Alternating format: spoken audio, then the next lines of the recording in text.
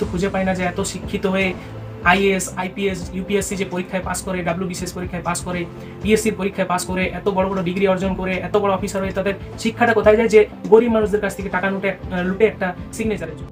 কিছুদিন ধরে একটা জিনিস কিন্তু খুব ভাইরাল হচ্ছে, সেটা হচ্ছে যে সায়ন ব্যানার্জি বলে একজন ক্যান্ডিডেট রয়েছে যার মিসলেনিয়াসের প্রিলিমিনারি পরীক্ষার যে মেরিট লিস্ট সেখানে নাম দেখা যাচ্ছে এবং সায়ন ব্যানার্জির নামের পাশে তার ক্যাটাগরি দেখাচ্ছে এসটি। এবার এটা নিয়ে অনেকের মনে সন্দেহ হয়ে যায়, অনেকের মনে ক্ষোভ সৃষ্টি হয়, বিশেষত বাকি আদার কাস্টের মধ্যে বা জেনারেলদের মধ্যেও যারাই ক্যান্ডিডেট, যে একজন ব্যানার্জি টাইটেল নিয়ে কিভাবে এসটি হতে পারে। কারণ আমরা সকলেই জানি যে ব্যানার্জি হচ্ছে ব্রাহ্মণ এবং তারা সাধারণত জেনারেল হয়, এসটি অর্থাৎ আদিবাসী, তো ব্যানার্জি কিভাবে আদিবাসী হতে পারে।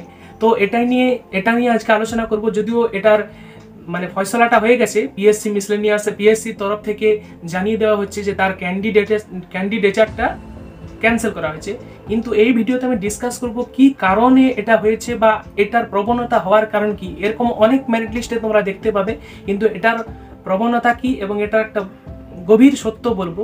তো সবাই ভিডিওটা শেষ পর্যন্ত দেখবে এবং যদি ভালো লাগে কথাগুলো ভালো লাগে তাহলে কিন্তু এই ভিডিওটা নিজেদের মধ্যে শেয়ার করবে, ঠিক আছে? তো চলো, আমাদের ভারতের কিন্তু সব থেকে বড় যেটা প্রবলেম বর্তমান সময়ে সেটা হচ্ছে মেধা। সব থেকে বড় প্রবলেম হচ্ছে অতিরিক্ত মেধা। যাদেরই এই অতিরিক্ত মেধা আছে তারা কিন্তু তাদের মেধাটাকে খুব কমজনই আছে যে সঠিকভাবে কাজে লাগাতে পারছে, তারা তাদের মেধার অহংকার দেখাচ্ছে বিভিন্ন ক্ষেত্রে, ঠিক আছে? একটা হচ্ছে যারা খুব মেধাবী স্টুডেন্ট এবং তারা বিভিন্ন চাকরি পাচ্ছে, বিভিন্ন অ্যাডমিনিস্ট্রেটিভ জায়গায় চাকরি পাচ্ছে, কিন্তু করাপশন করে গোটা সিস্টেমটাই খারাপ করে দিয়েছে।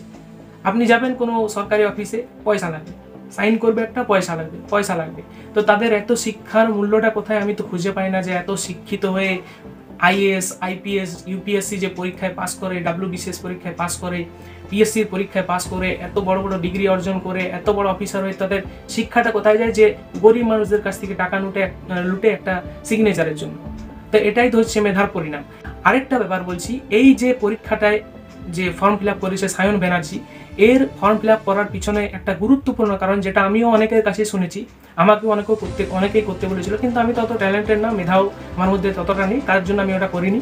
অনেকেই বলেছিল যে তুই যদি এই পরীক্ষাটায় পাস করবি, এই পরীক্ষাটা দেওয়ার আছে পরের যে পরীক্ষাটা, তাহলে ওর মতো সিমিলার একটা পরীক্ষা দিয়ে দে। তো এই যে সায়ন ব্যানার্জি এসটি ক্যাটাগরিতে ফর্ম ফিল আপ করেছে, এটার কারণ হচ্ছে একটাই, সায়ন ব্যানার্জি নিজেকে টেস্ট করতে চায়। সায়ন ব্যানার্জি একজন ক্যান্ডিডেট যে মিসলেনিয়াসের মতো হায়ার লেভেল মিসলেনিয়াস বা তার থেকে উঁচু লেভেলের কোনো পরীক্ষা দিতে চায়, যেমন ডাব্লিউবিসিএস। তারা তাদের যে প্রস্তুতি কতটা হয়েছে সেটা দেখে নেওয়ার জন্য এই পরীক্ষাগুলো কিন্তু দেয়। কিন্তু প্রবলেমটা হচ্ছে পরীক্ষা দিলে তো ফর্ম ফিল আপ করতে হয়, কিন্তু তোমরা সকলেই জানো যে এসটি এসসিদের জন্য ফর্ম ফিল আপ ফ্রি থাকে, তার জন্য তারা এসটি দিয়ে তারা ফর্মটা ফিল আপ করে, তাহলে ফর্মের জন্য কোনো পয়সা লাগে না এবং তারা পরীক্ষার দিনে পরীক্ষা দিতে চলে যায় এবং তারপর তারা বুঝে নেয় যে তাদের প্রস্তুতি কতটা হয়েছে। কিন্তু এটা তারা বুঝছে না যে তারা তো ইন্টেনশনালি করছে, তারা তো এখানে ভর্তি হবে না। তাহলে যারা এখানে ভর্তি হতে এসেছে, যাদের নাম এখানে আসতো, ওই একজন ক্যান্ডিডেটের বদলে তার নামটা আসছে না, তাহলে ওর সাথে অন্যায় হচ্ছে। আরেকটা জিনিস দেখছিলাম, ওই পিএসসি মিসলেনিয়াসের ব্যাপারে অনেকগুলো ভিডিও দেখছিলাম, তো কাট অফের ব্যাপারে দেখছিলাম যে একজন ডাব্লিউবিসিএস পরীক্ষা দিয়ে কোনো একটা দপ্তরে চাকরি পেয়েছে। তো সে বলছে আমিও পরীক্ষাটা দিয়েছিলাম, আমি কাট অফ পাস করেছি, কাট অফ পার করেছি, কিন্তু আমি মেন্সে বসবো না। তো আমার তার কাছে একটাই প্রশ্ন, তাহলে তুমি দিলে কেন? তুমি তো একজনের সিটটা নিয়ে নিচ্ছ, ওই সিটটা একজন ভালো ছেলে পেতো যার চাকরিটা অবশ্যই দরকার। আপনি তো চাকরি পেয়ে আছেন, তুমি তো চাকরি পেয়ে আছো, তাহলে কি জন্য? মেধার অবক্ষয়গুলো বন্ধ করুন। এগুলো হচ্ছে মেধার অহংকার। আমার মধ্যে এলিজিবিলিটি আছে, আমার মধ্যে আমার দক্ষতা আছে, আমার জ্ঞান আছে, আমি দেখবো, চেক করবো, খেলার মতো যে আমি বসে দেখবো, হয়ে যাক, দেখি কি পারি কি না পারি, আমি তো আসলে করব না। কিন্তু যদি সিলেকশন হয়ে যায় তাহলে তো একজনের সিটটা নিয়ে নেবে তুমি, কারণ তুমি তো আর ওই জায়গায় তো ফিল আপ করছো না, তুমি তো ওই জায়গায় রিক্রুটমেন্ট হতে যাওনি। তো এইগুলো আমাদের বন্ধ হওয়া উচিত এবং এটাই হচ্ছে মেন কারণ যেখানে সায়ন ব্যানার্জি এসটি হয়ে যাচ্ছে। এসটি কেন হচ্ছে? ওই পয়সাটা ছুটের জন্য, এবং সায়ন ব্যানার্জি পরীক্ষা দিচ্ছে কেন? তাহলে নিজেকে পরীক্ষা করার জন্য। এটাই একমাত্র কারণ।